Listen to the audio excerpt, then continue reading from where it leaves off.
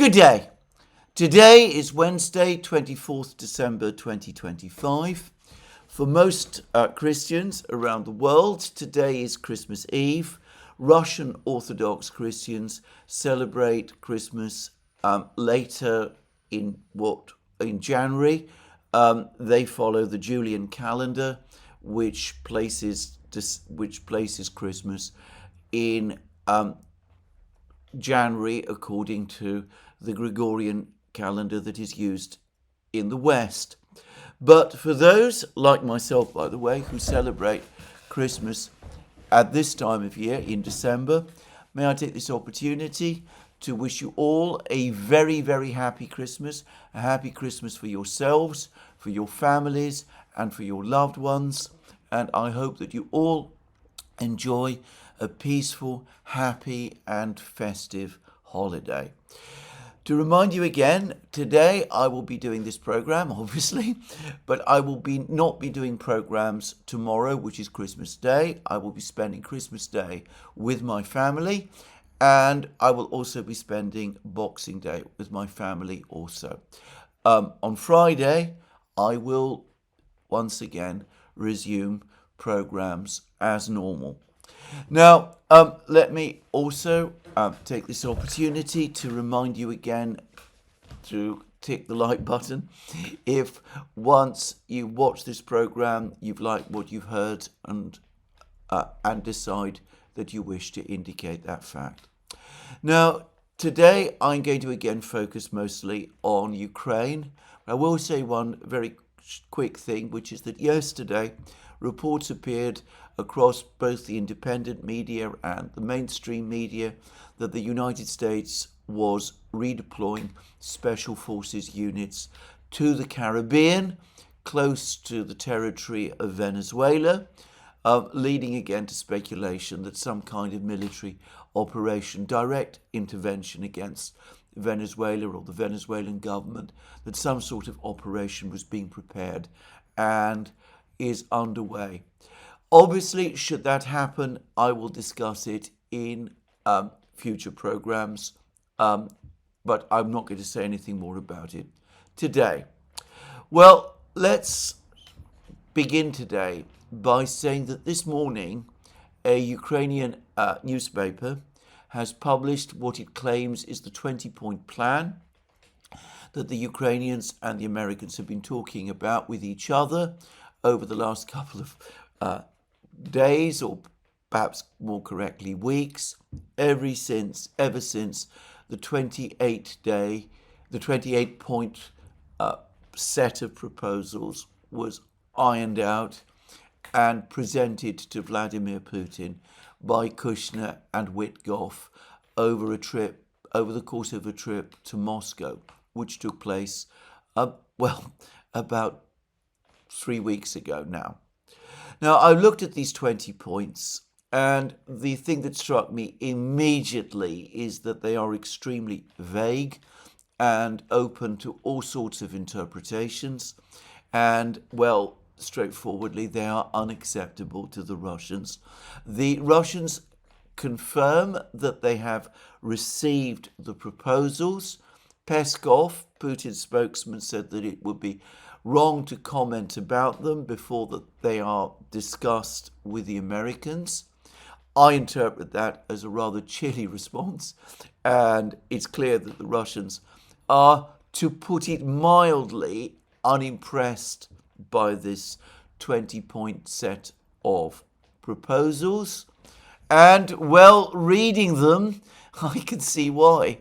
They are, for one thing, extremely vague, and they don't seem to be thought out to any very great or detailed extent. So, for example, provision 3.3 simply says security guarantees, no explanation provided. And then, however, we get to point 5, which then talks about security guarantees for Ukraine. The USA, NATO, and Europe will provide Ukraine with security guarantees following the example. What does that mean, by the way? Following the example of Article 5. In the event of Russia's invasion of Ukraine, a military response, and the restoration of sanctions. Notice that this provision does not rule out the possibility of Ukraine joining NATO at some point in the future, just saying. And notice that it says absolutely nothing about Ukraine readopting neutral and non-aligned status. Then the provisions appear to, point 12 speaks about the Zaporozhye nuclear power plant. Apparently there's been no agreement between the Ukrainians and the Americans about this. The Americans are proposing a tripartite management where the Americans are the main manager. Presumably tripartite means that the Russians are also involved. But Ukraine rejects this proposal. They want instead a 50-50 split. The Americans and the Ukrainians, but not the Russians, are involved in operating the nuclear power plant. This seems to be completely at odds with what the Russians have been saying and repeatedly saying, that the Zaporozhye power plant, nuclear power plant, is now Russian and is fully under Russian control. We're then told that the territories, this is point 14, that this is the most difficult section. Difficult maybe between the Americans and the Ukrainians, but I doubt that the Russians would regard this as the most difficult section, since I doubt that they're going to like very much else about these 20 points. But anyway, it says territories, the most difficult point. One of the options, Russia withdraws from Dnipropetrovsk, Nikolaev, Sumy and Kharkiv regions. Now that is interesting already, because we are told for the first time that the Russians occupy positions in Nikolaev region. Now, how has that happened? Just saying. Could this be an error for Kherson region? Just asking. In the Donetsk, Lugansk, Zaporozhye and Kherson regions, we stand where we stand. In other words, the Ukrainians refusing to withdraw from Donbass. Russia wants Ukraine to withdraw from Donetsk region. The United States proposes a compromise, a free economic zone. There is no agreement on this formula. We stand where we stand, then the free economic zone can be adopted only through a referendum, and then the entire document, in other words, the entire proposal, must be put to a referendum as well, which is in effect a way of saying the Ukrainians reject all territorial concessions. There is no part of this that the Russians are going to accept. The Russians have never accepted the idea of a free economic zone in Donbass. They have never, or any part of Donbass, the Russians have never agreed to anything short of a total Ukrainian withdrawal from Donbass. And by the way, they've not agreed, as we now know, to cease fires in Zaporozhye and Kherson region. They continue to insist that these regions must transfer entirely to Russia. There are other provisions as well, such as provisions about Ukraine having an army of 800,000 men, bigger than the army that Ukraine currently has, just saying, and no restrictions at all, as far as I can see, on the re-equipment of this army.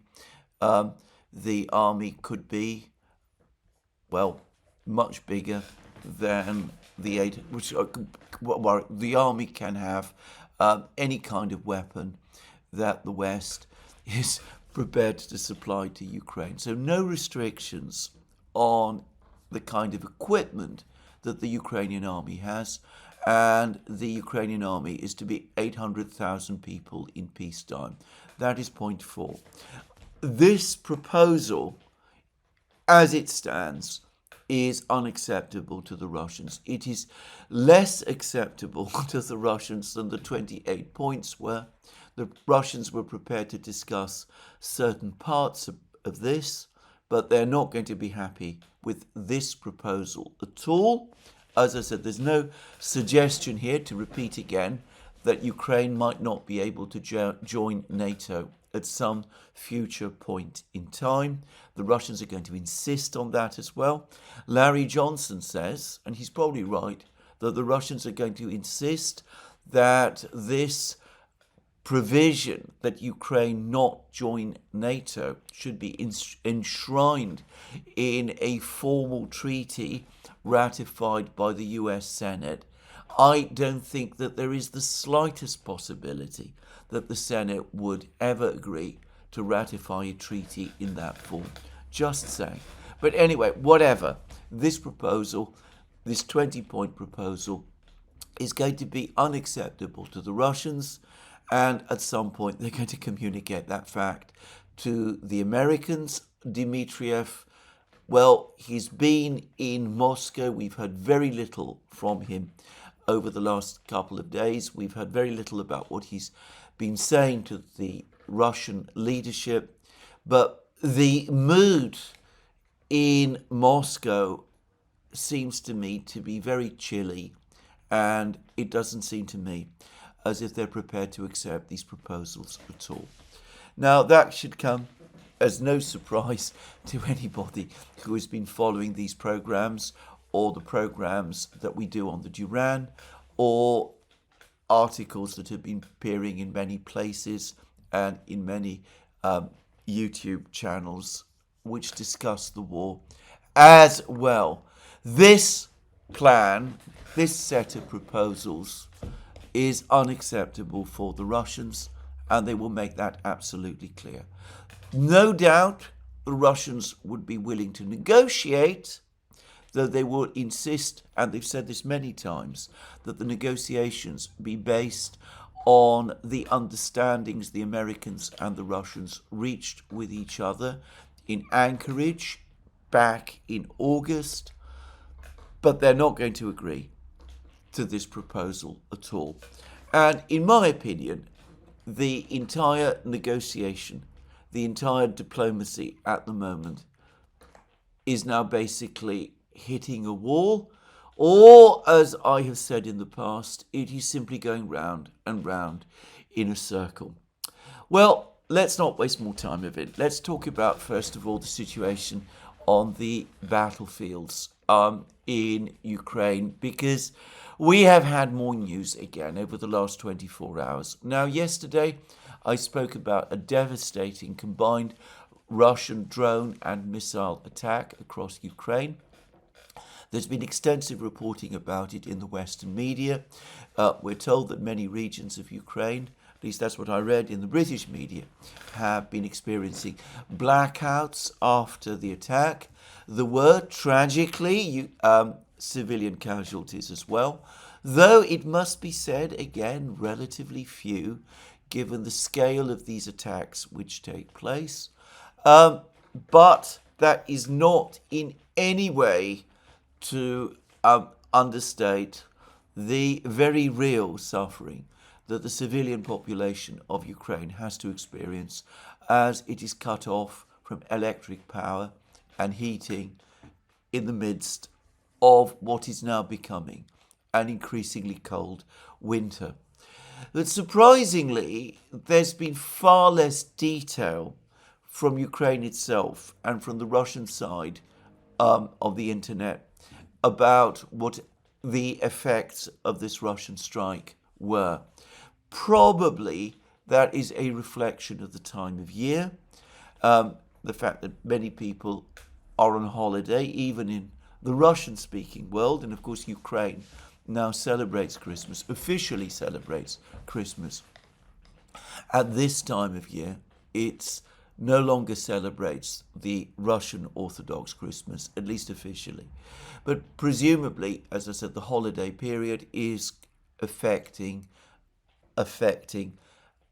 reporting from Ukraine and indeed from the Russian side about the effect of this strike. On the battlefronts, however, we continue to get reports, and we got an admission from the Ukrainian General Staff today that the town of Seversk has fallen under Russian control. So this was something, I think, which it would have been impossible for the Ukrainians to deny for very long. Seversk was located inside a salient surrounded on all sides effectively by the Russians. It's impossible for the Ukrainians to recapture. The Russians are already well to the west of Seversk and are steadily advancing, ultimately towards the city of Slavyansk, but principally at the moment, as far as I can tell, towards the important village, or rather small town, of Alexandrovka, which is located to the west of Slavyansk, and also towards the Slavyansk power station, which provides electric power to Slavyansk. So it would have been impossible for Ukraine, even if they had wished to deny the fall of Seversk. But anyway, it has been so reported in the Western media today, and as I said, it's been admitted by the Ukrainian General Staff. Interestingly, the Ukrainians themselves, I notice, for the moment, have stopped making further claims about further advances in Kupiansk. I, myself, suspect that at some point in the next few weeks, we're going to start getting the usual cascade of reports about how the Russians have been recapturing positions in Kupiansk, which the Ukrainians supposedly have recaptured. Of course, it will be very easy for the Russians to do that if they never lost these positions in the first place. But to repeat again, and I want to stress, I am not there. I am not physically present on the ground. I don't know myself with my direct eyes what is going on in these places. I've already made my own skepticism about this Ukrainian attack in Kupiansk fairly well known. I'm not going to repeat myself. There is now speculation that the Ukrainian offensive in this area has run out of steam and is in effect ended.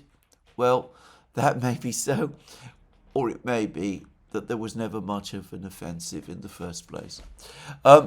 The Russians, for the record, continue to publish reports that assume that Kupiansk is still under Russian control, and they still seem to be mostly focused on fighting on the east bank of the Oskol River, where there's a Ukrainian force which is supposed to be, or which the Russians say is surrounded, and towards the southern village of Kupiansk-Kuzlovoy, which Putin said about a week ago would be captured by the Russians over the course of the next few days, though I noticed that it has not so far been captured. My sense, in fact, is that the Russians in this area, in the area of Kupiansk, have been holding their positions. They have gradually, apparently, been squeezing the Ukrainian pocket east of the Oskol River. The Russian Defense Ministry today says that they have increased pressure on the edge, whatever that means. Probably, as I said, that they're tightening their grip on the pocket. But for the moment at least, after, roughly a year and a half of very heavy fighting in the Kupiansk area, I get the sense that the group of forces that was involved in the fighting there, Group of Forces West, is basically holding its ground. Elsewhere in this area, also, I noticed that there's been a dearth of reports about the situation in Liman. The Russians previously said that they'd captured around 50% of Liman, but we've not heard much more about the fighting there for several days now. What we have had is considerable information over the last 24 hours about the situation in Konstantinovka. The Russians and Pokrovsk, if there were any Ukrainian counterattacks in the Pokrovsk area, we're not hearing much about them anymore.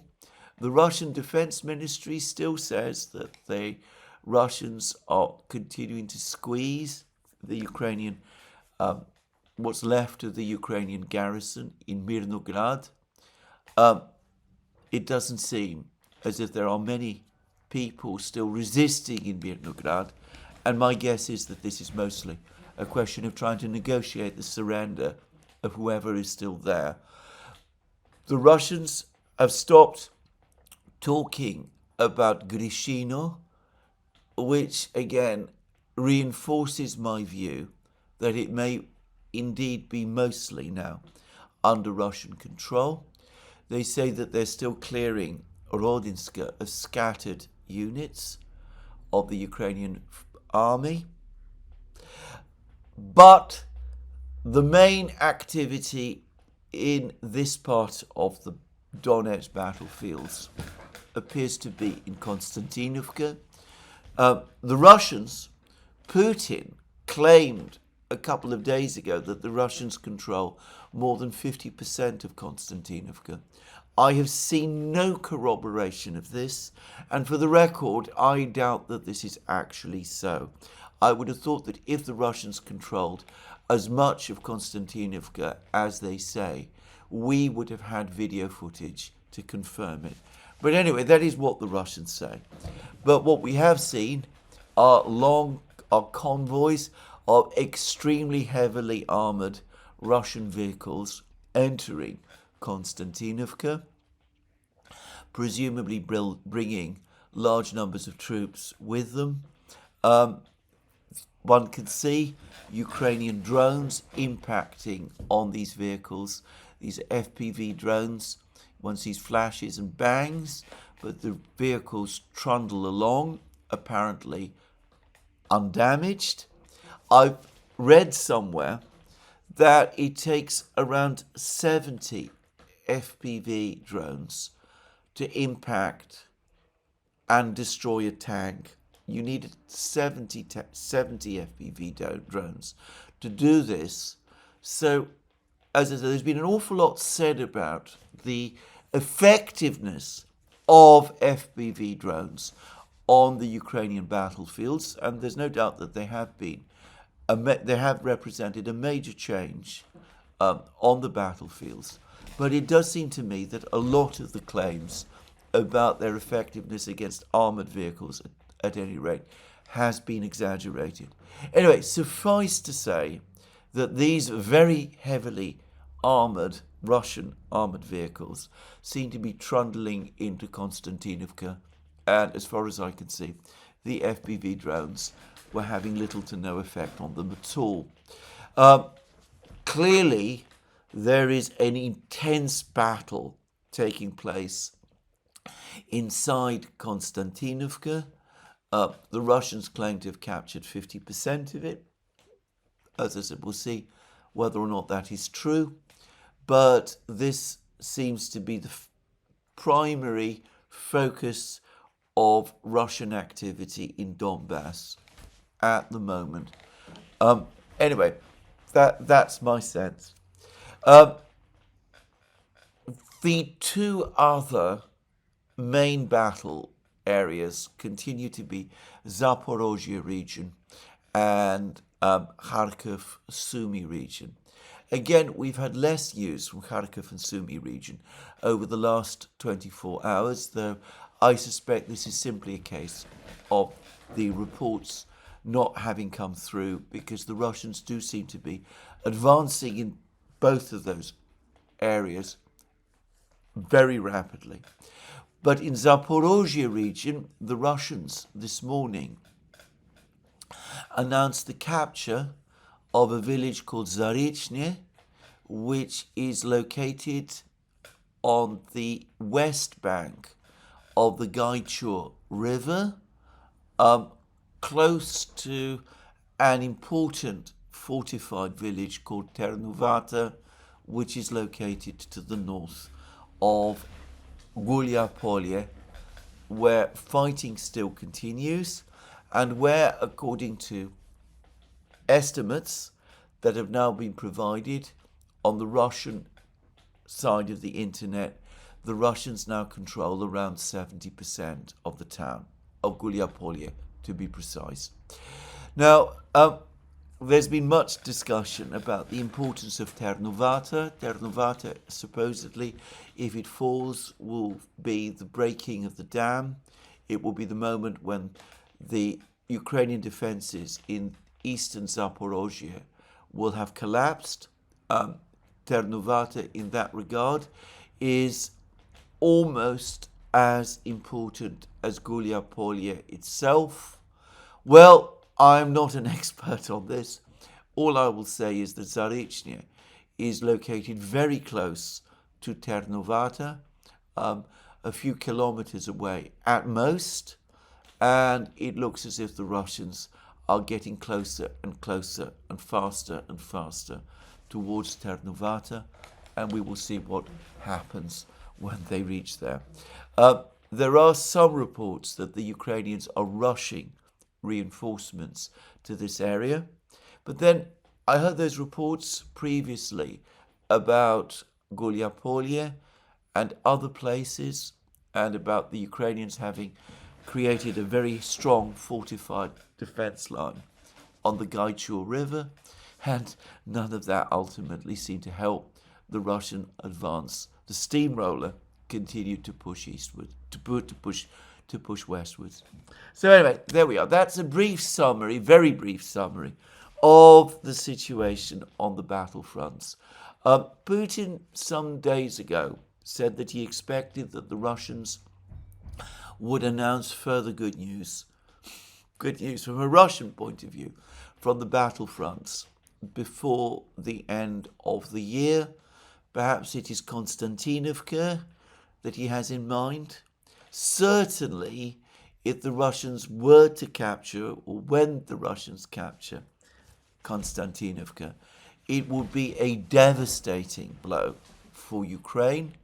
Konstantinovka is a bigger town than Pokrovsk itself, and it is at the southernmost end of the Slavyansk-Kramatorsk conurbation. There is another important town, Druzhivka, which lies to the north of Konstantinovka, between Konstantinovka and Kramatorsk. However, if the Russians capture Konstantinovka, or rather, perhaps I should correct that, when the Russians capture Konstantinovka, given that the Russians already hold Pokrovsk and will shortly hold Mirnograd, well, one can see that the position of the Ukrainians in Donbass is going to become extremely tenuous indeed.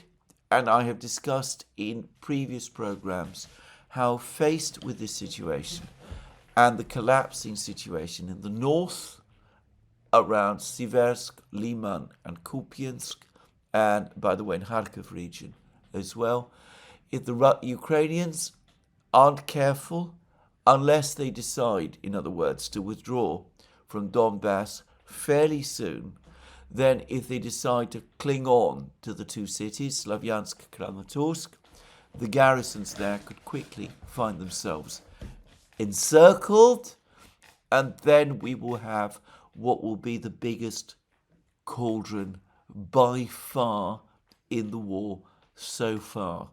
And that, by the way, I suspect, is the Russian General Staff's plan. Though, to repeat again, the Russian General Staff does not share its plans with me. That is purely a guess. Anyway, that is the situation on the front lines. It's clear that fighting is going to continue in Ukraine throughout the Christmas holiday, and I suspect through the Russian Orthodox Christmas holiday as well. Putin in the past has shown a certain propensity to announce ceasefires over the Christmas period, unilateral ceasefires. I don't get the sense that he's in the mood to do that this year, just say. I might be wrong, but for the moment at least, the Russian offensive grinds westwards. The Ukrainians continue to lose ground and continue to lose men and machines.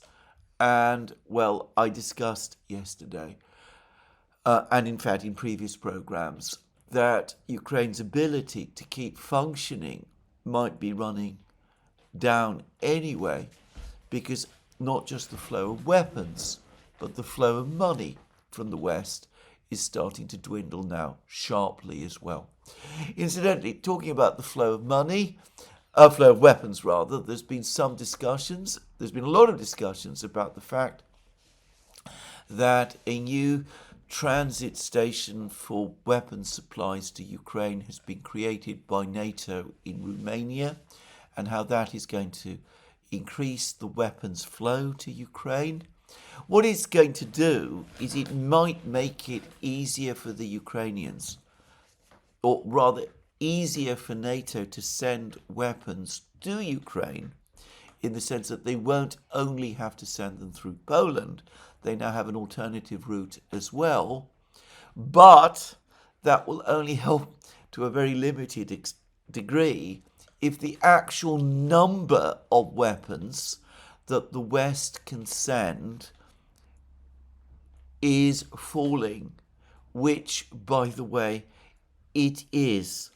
For the record, this plan to set up new transit hub in Romania has been in existence for quite a long time, and it basically started to surface after it became increasingly clear, basically from the autumn of 2023, that the mood in Poland was souring and that there was less enthusiasm amongst people in Poland for their country to be used as the transit corridor through which weapons flowed to Ukraine, and incidentally as the transit corridor through which Ukrainian refugees and Ukrainian grain entered the territory of the European Union. And on the question of Ukrainian refugees, articles have started to appear in the West, in the British media as well, commenting upon the cold, increasingly cold and even sometimes hostile reception that Ukrainian refugees are now receiving in Poland. So I don't think this transit hub actually is going to make a great deal of difference. But since I'm on the topic of weapons and weapons supplies, I'm going to very quickly sidetrack and discuss Donald Trump's proposal at this point to build a huge fleet, 32 warships altogether, of new battleships, huge ships, double the size of the Arleigh Burke missile destroyers that the United States has been building since the 1980s. Anyway, double the size of those warships and equipped with every kind of modern weapon that you can imagine. Rail guns, laser beams, photon rays. I'm not going to start speculating and guessing about this. Now, I have to say that anybody who's followed the story of US surface warship construction over the last 30 years would say that not only is this not going to happen, but it is an utterly misconceived plan. The United States has failed in every single surface warship program that it has launched, apart, it must be said, from its aircraft carrier and amphibious warfare carrier programs. It's still able to build its super carriers, but then it's never stopped building super carriers, and it's able to build its very powerful amphibious warships, amphibious carriers as well, the Tarawa class and all of those. But in terms of missile destroyers and frigates and these sort of things, it has been one catalogue. It has been an unending catalogue of failure. We had the Zumwalt, or Zumwalt, I'm not sure how it's pronounced, destroyers. These were going to be enormously stealthy, incredibly advanced, operating rail guns and all of that. I remember hearing lots about them, and they looked pretty extraordinary, it must be said.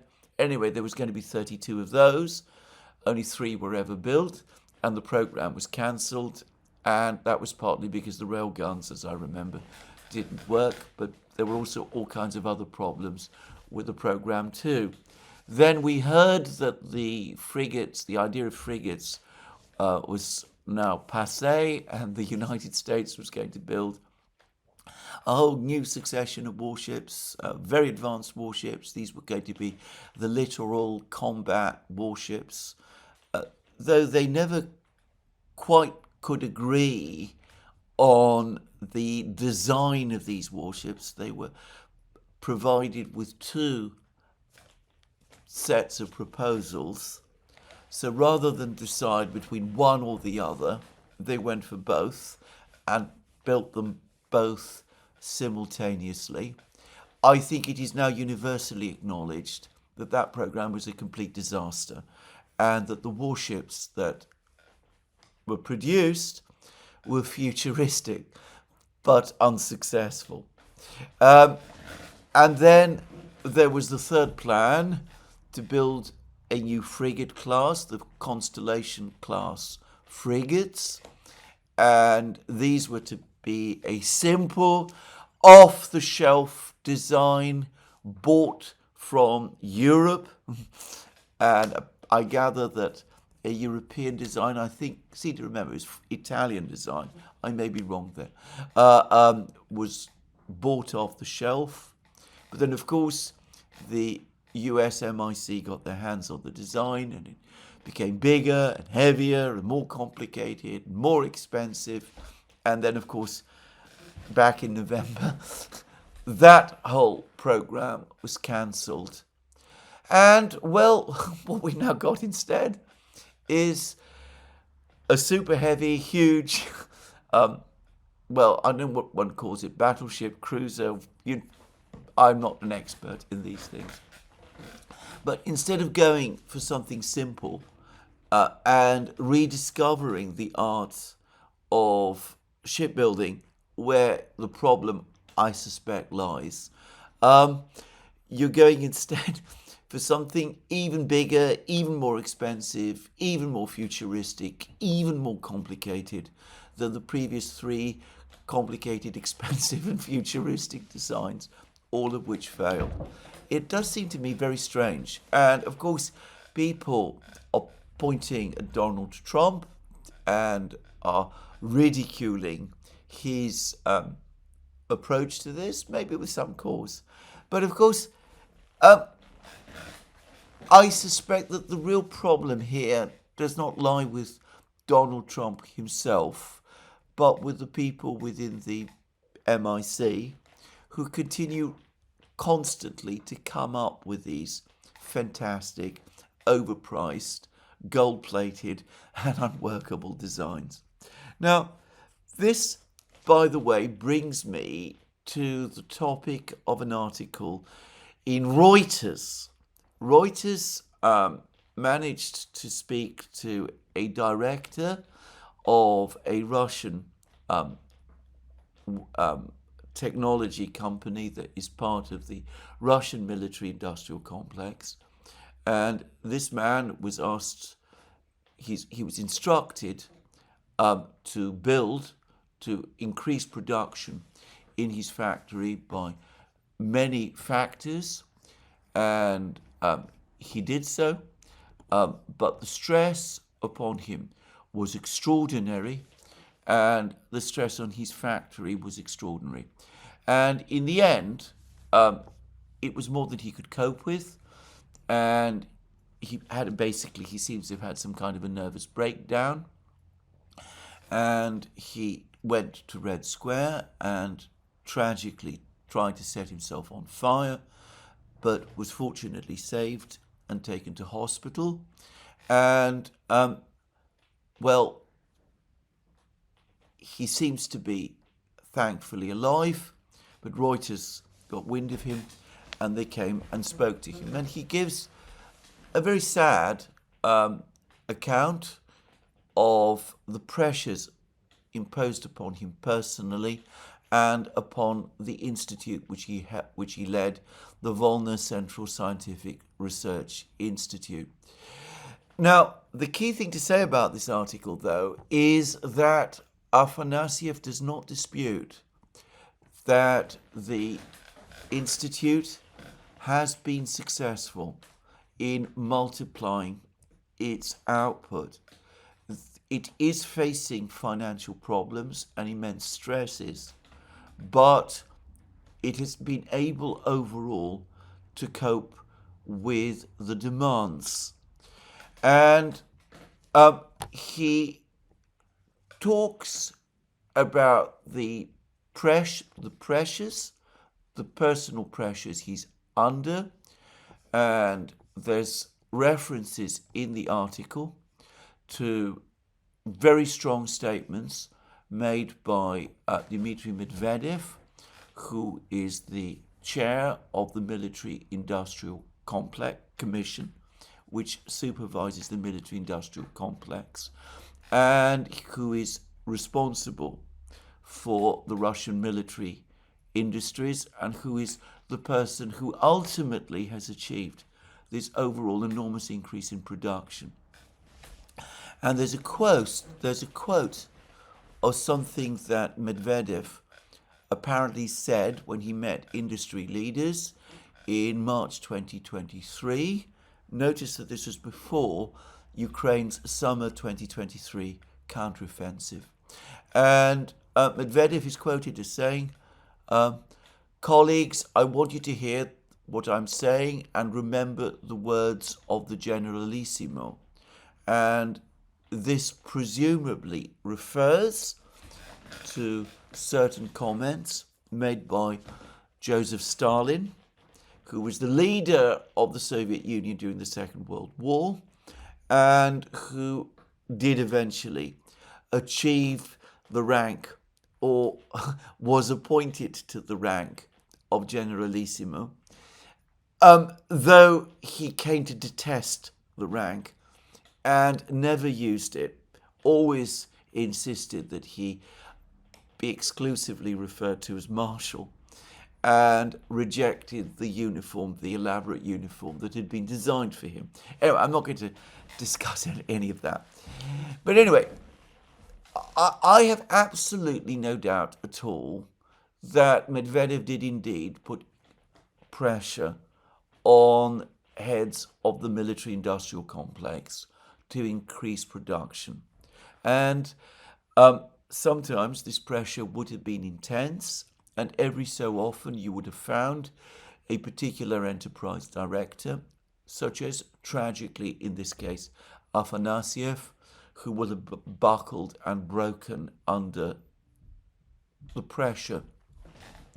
But the point is, the pressure produced results. And the way Reuters describes this shows, in my opinion, a complete inability to understand how industrial processes work. You need, in order to succeed, you need constant, unrelenting pressure from the top people downwards. Obviously, you cannot demand the impossible, but neither can you leave industry to make its own decisions by itself and to tell you how much it can produce. If you do that, they will stick to producing at the same levels that they always have. The Russians understood that very well during the Second World War, and in fact there are many cases of Stalin during the Second World War putting incredible pressure on enterprise managers.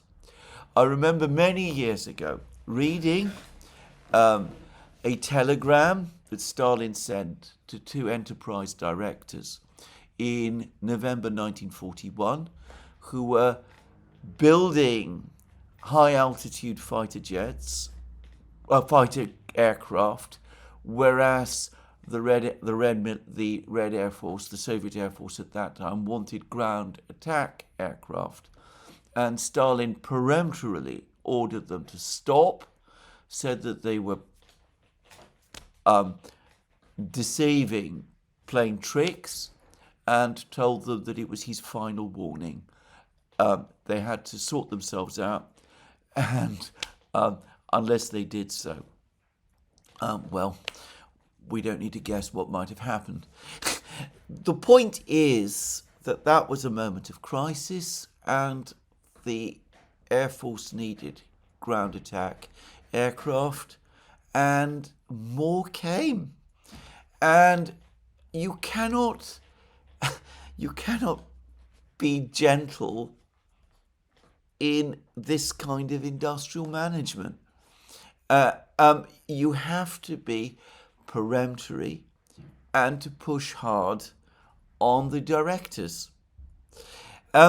If we were to go to the United States, also during the Second World War, where similar production miracles were achieved, and were to see Henry J. Kaiser, the man who built the Liberty ships in incredible quantities, whose shipyards were able to build ships, merchant ships, within 45 days, and who also built many of the US's escort carriers. Well, I'm pretty sure that you would have found that his manner was brusque and tough, and that he put immense pressure on the officials beneath him.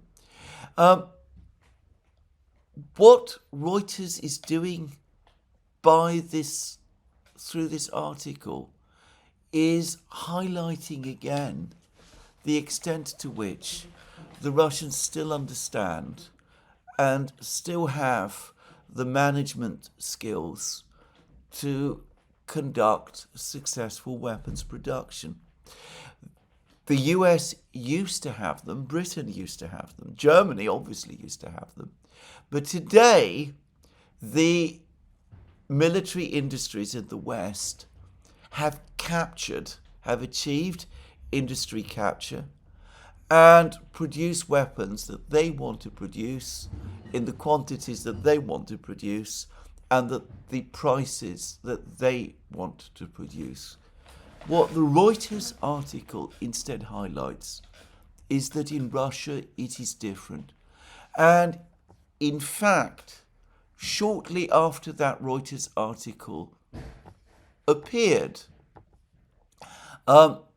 Rostec, the Russian state corporation which overall runs the Russian military industrial complex, and which I suspect the Volner Institute that was headed by Afanasyev, I suspect Volner falls under Rostec. Anyway, Rostec responded to this article by Reuters, and it said this: "We just want to tell you that you still don't understand anything about Russians. You gentlemen from Reuters are mistaken about the main thing. The driving force of our defense industry is not fear, nor is it money, like in the West. Our defense industry today is not about commerce and profit, not about capitalization and profitability. It is about solving the most important state problems and duty to the country, in case you haven't understood." And then Rostec goes on to say that they've increased production many times since the beginning of the special military operation. Aircraft, armored vehicles, artillery, drones, and ammunition are being delivered in large quantities and even ahead of schedule. Yes, severe penalties have been introduced for failure to fulfill the state defense order. This is the imperative of our time, and it cannot be otherwise. And it says that Rostek then went on to say that the comparisons with the Soviet period and the Stalin era are ultimately ridiculous. But it goes on to say the effects your work is designed to achieve are completely different from what was true then. The flaws that Reuters depicts are actually our strength, and scaring people with the Soviet times is no longer fashionable in Russia. You're 40 years too late. So there it is. I have previously taken great interests in Russian and Soviet military industrial matters. You can read much about, there's extensive literature in the West about this. I've also taken an interest in industrial questions generally. Less so, admittedly, in the United States, but definitely so in Germany and Britain. What the Russians say, what Rostek says, this is the imperative of our time, and it cannot be otherwise. The flaws you depict are actually our strength. That, it seems to me, ultimately is true. Tragically, there are people like Mr. Afanasyev, for whom one has to feel extremely sorry, who find the pressure too much. But if the Russians are able to produce more shells, more drones, more tanks, more aircraft, more of everything, in fact, at this time, than the combined West can do, well, it is precisely because they run their industries in this way, ways that Reuters appears to find baffling. Anyway, that was a long tangent. As I said, to repeat again, this new hub in Romania is not going to change the weapons picture in Ukraine, unless Western military industries start to work as they used to do during the Second World War in the 1940s and even to some extent in the 1950s, and as Russian military industries currently do, which, by the way, there is absolutely no sign. The other thing, by the way, speaking about the situation at the present time, is, of course, the question of money. And I've discussed, and I'm not going to discuss it again in any detail today, the 90 billion euro loan which Ukraine is getting, and how this is far and away insufficient for Ukraine's needs over the next 2 years, or even over the course of this year. Well, there are all sorts of insinuations already starting to circulate on the Russian side of the internet that Zelensky is already making his bailout plans, his escape plans. I mentioned a few days ago that the Russian intelligence agency, the SVR, is published a report, a very mischievous report, suggesting that members of the Ukrainian elite are in the process of preparing their escape plans, and members of Ukraine's diplomatic service, its ambassadors and diplomats stationed around the world, are doing the same, and that they're not intending or thinking of returning to Ukraine. Instead, they're taking steps to get their families out. Well, unsurprisingly maybe, on the Russian side of the internet, they've now started to connect that story from the SVR, the report from the SVR, with a 90 billion euro loan. And they're starting to claim that this is Zelensky's bailout money, that it's the money that he wants and his people want to take with them, as they prepare their exit from Ukraine. Well, I'm not going to comment on this because, again, the details are absolutely unknown to me. I doubt that is how the Western governments that have authorized this loan think about this. I am sure they believe or want to believe that this is indeed money that is going to go to support Ukraine itself. But, well, we have had this scandal in Kiev. We have had the revelations about golden toilets and all of those things. It's easy to see how the Russians can put all of these pieces together and come up with this narrative line. And I'm going to make a guess that in Ukraine itself, this is going to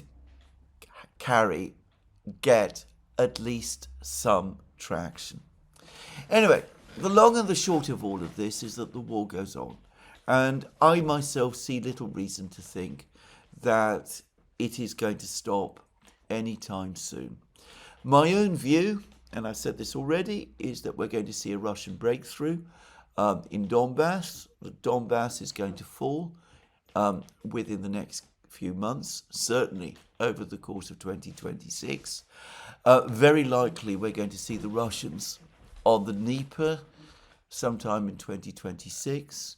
I received this private email from somebody in the know who thinks that the Ukrainian army could collapse completely by midsummer. The Russians have hinted at things like this themselves, in which case they have no real incentive to negotiate. And they also have read the security strategy review that the United States recently published. They will have seen that the US itself is saying, or at least the administration is saying, that achieving peace in Ukraine is a core strategic interest for the United States, and that stabilizing relations with Russia is a core strategic interest for the United States. So the Russians will be saying to themselves that given that the economy in Russia is stable and that the army is advancing and that the Americans are themselves admitting that they need at some point to stabilize their relations with Russia, the Russians have no reason and no incentive to make any significant concessions. Firstly, because they don't want to. Secondly, because they don't need to. And thirdly, because the security strategy review tells them that it is the Americans in the end who will make the concessions instead. So all of this points to a continuation of the war. If there was a really concerted effort to end the war now,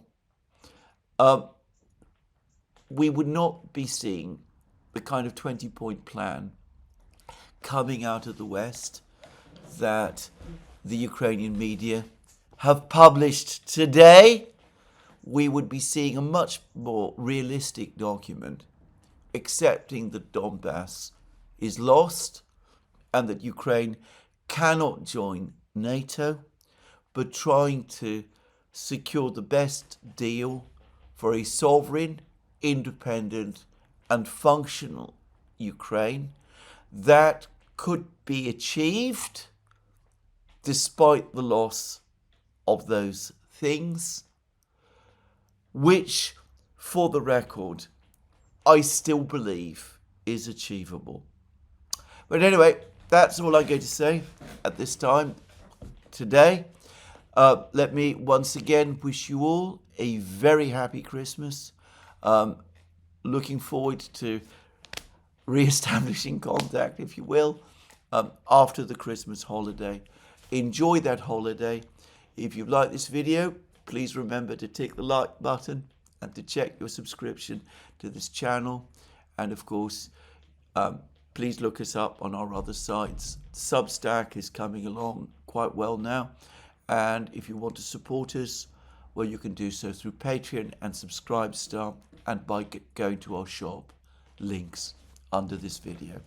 This is me for today. More from me soon. Have a very good day.